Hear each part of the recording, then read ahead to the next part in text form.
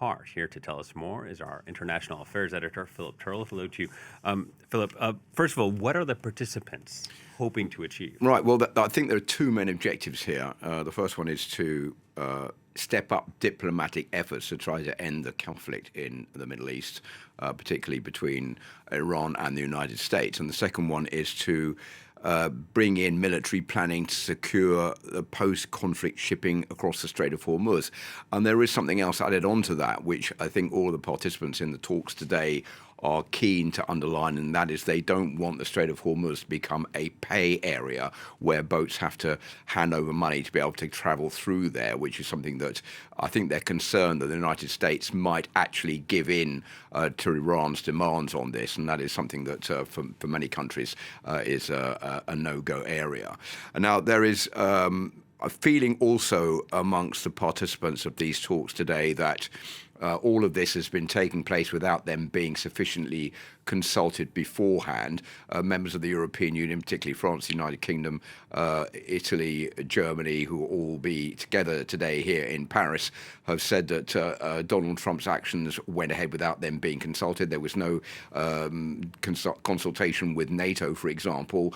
Then Donald Trump's been highly critical of the fact that other countries haven't come to help him out in the war in Iran. But the French have been saying that they are only going to take this on as a purely defensive mechanism. And Jean-Noël Barrot, the French foreign minister, underlined that this week by saying we must not let the global economy be held hostage by this conflict in which France and Europe are not involved. So this is all to underline the fact that, yes, we are willing to help out. We are willing to send forces to the ground, but only once this is sorted out. This is like a new version of the coalition of the willing, if you like.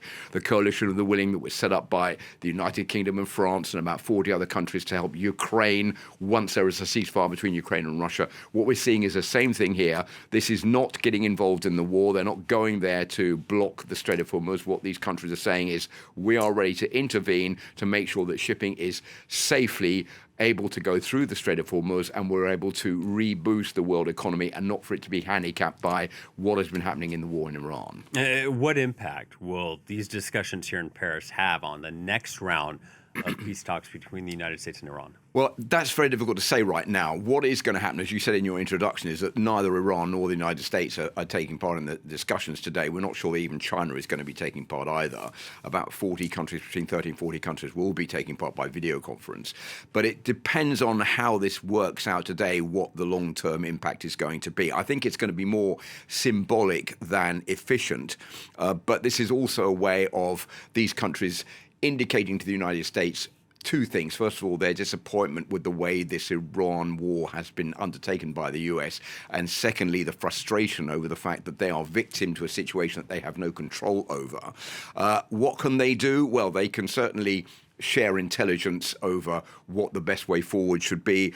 There could be also intervention to clear mines in the Gulf of Hormuz, which have been placed there by the Iranians, even though the Iranians themselves aren't too sure where those mines are. There are British anti-mining ships in the area that could be used to do that. There could be also military escorts. So all of these are things that are going to be proposed in this meeting, which will then go forward to be briefed to Donald Trump in the White House. All right, Philip, thank you very much. Philip Turle, our international affairs editor.